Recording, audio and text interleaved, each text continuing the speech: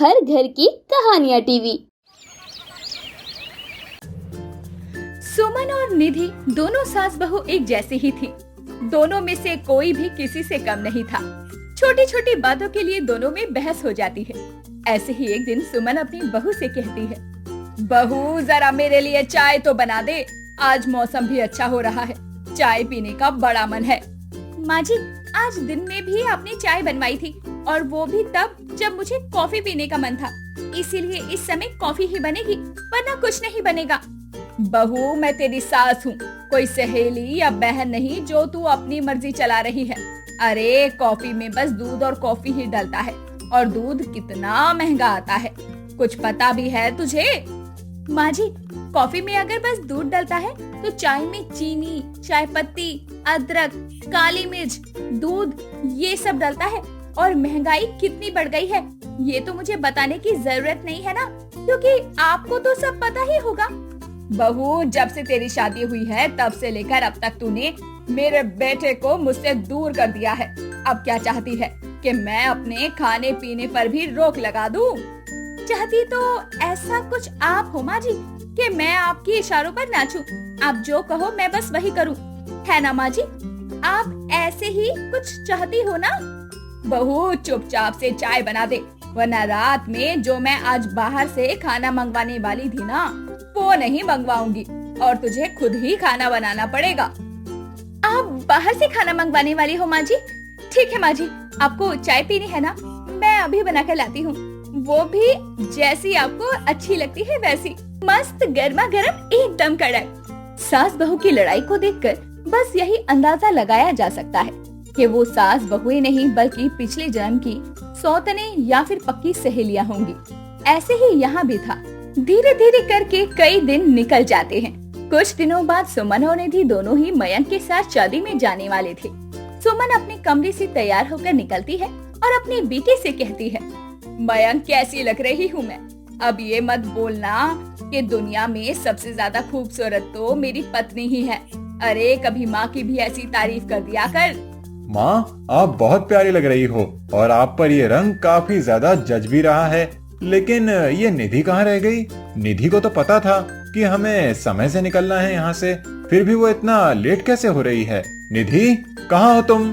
तैयार हुई कि नहीं हुई अभी तक? निधि भी थोड़ी देर में तैयार होकर अपने कमरे से बाहर आती है। दोनों सास बहू एक दूसरे को बस देखती रह जाती है। निधि को बहुत गुस्सा आता है और निधि बोलती है, माँ जी, जब आपको पता था कि मैं आज शादी में यही वाली साड़ी पहनने वाली हूँ, तो आप क्यों यह साड़ी पहनकर आ गई? आप जाओ और अभी के अभी दूसरी साड़ी बदल कर आओ। अरे इसमें मेरी क्या गलती है? मयंक बेटा, तू ही बता, इसमें मेरी क्या गलती है? और मुझे कैसे पता होगा कि तू शादी में ये साड़ी पहनकर आने वाली है? तूने भी एक भी बार मुझे बताया क्या? मुझे कुछ नहीं पता, मैं ये साड़ी पहनकर जा रही हूँ और मैं यही चाहती हूँ कि माँ जी आप ये साड़ी पहनकर ना जाएं। मयंक, अब तुम ही कुछ बोलो हमारे बीच में। निधि, तुम भी क्यों इतनी सी बात के लिए लड़ाई कर रही हो? इसमें माँ की भी क्या गलती है? और अच्छा ही है ना, एक तरह से तुम दोनों ने एक जैसे ही कपड़े पहने हैं। अरे लगना चाहिए ना, तुम दोनों सास बहू हो, लोग भी देखेंगे तो तारीफ ही करेंगे। अरे नहीं चाहिए ऐसी तारीफ, हर कोई मजाक ही बनाएगा मेरा। बहू कोई खास तो है नहीं मेरी, और ना ही इसके कोई ऐसे काम है कि हर कोई इसकी तारीफ करे। बहू तू जा और अभी के अभी साड़ी बदल के आ। मैं नहीं बदलने वाली हूँ माँ जी, आपको कौन ही वहाँ देखेगा? आप तो वैसे भी एक कोने में खड़ी रहोगी, तो इस हिसाब से आपको ही बदलनी चाहिए। और अगर आपको मेरी मदद चाहिए तो बिल्कुल मैं आपकी मदद कर सकती हूँ। तेरे कहने का क्या मतलब है कि मैं बूढ़ी हो गई हूँ? बहू, मेरी भले ही उम्र हो रही है, लेकिन अभी भी मैं तुझसे कई ज्यादा जवान लगती हूँ। ये जो मेकअप के पीछे तू अपनी झुर्रियाँ छुपा रही है ना, वो मुझे साफ साफ दिखाई देती है। माँ जी, अब ना आपका ज्यादा हो गया है, मेरे चेहरे पर कोई झुर्रियाँ नहीं है, आप ज्यादा मत बोलो।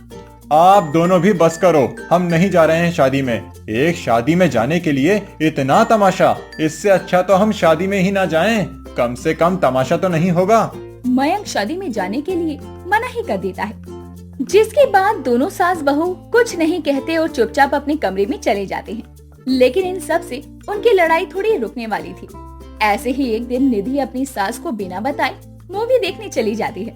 काफी देर से जब सुमन को अपनी बहू घर पर नहीं मिलती तो वो अपनी पड़ोसन के साथ घूमने के लिए चली जाती है। शाम के समय दोनों एक साथ घर में आते हैं, लेकिन उनके आने से पहले वहाँ मयंक आ जाता है और उनसे कहता है, आप दोनों एक साथ कहाँ गए थे? मैं कब से आपका इंतजार कर रहा था। वैसे तो आप दोनों में बिल्कुल नहीं बनती और अब घूमने चले गए थे। मैं और इसके साथ घूमने जाऊंगी? अरे अभी इतने बुरे दिन भी नहीं आए हैं मेरे जो मैं इसके साथ कहीं घूमने जाने लगी।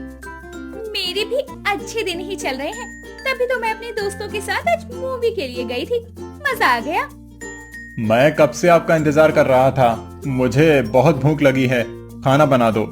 मैं थक गई हूँ, इसलिए मैं जा रही हूँ सोने। माँ जी आप बना देना। मैं भी बहुत ज्यादा थक गई हूँ।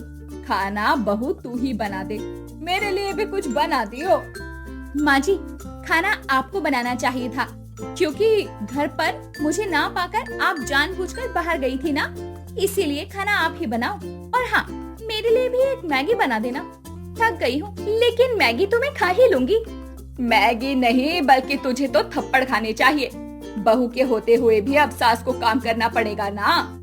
चुप करो, मुझे वापस से कोई बहस नहीं चाहिए। सास बहू में बहुत लड़ाई होती है ना, तो आज के बाद आप दोनों एक दूसरे से नहीं बोलोगी। अपना काम खुद करोगी और कुछ बात करनी होगी तो मुझसे बोलोगी। ना होगी बात और ना होगी कोई लड़ाई। मयंक के कहने के बाद सुमन निधि दोनों ही एक दूसरे से बात करना बंद कर देती हैं। लेकिन अब दोनों से ही रहा नहीं जा रहा था, क्योंकि लड़ाई की आदत तो दोनों को ही हो गई थी। कुछ दिनों बाद निधि काम करते हुए गिर जाती है। तभी वहाँ सुमन आ जाती है और अपनी बहू को संभालती हुई कहती है, बहू तेरा ध्यान कहाँ था? देखकर काम नहीं किया जाता क्या तुझसे? आँखों का भी इस्तेमाल कर लिया कर। माँ जी मुझे माफ कर दो, मैं आपसे बिना बात किए नहीं रह पा रही हूँ। मुझे आपकी आदत हो गई है और अब अच्छा नहीं लग रहा है ऐसे। सच कहूँ तो मुझे भी अच्छा नहीं लग रहा है, लेकिन बहू अब हम लड़ना जरा कम ही कर देंगे। मयंक को परेशानी हो रही है ना, इसीलिए। थोड़ी सी दूरियां सास और बहू को अब करीब ले आती है, जिसके बाद भी उनमें हल्की हल्की खट्टी मीठी नोक झोंक चलती रहती है।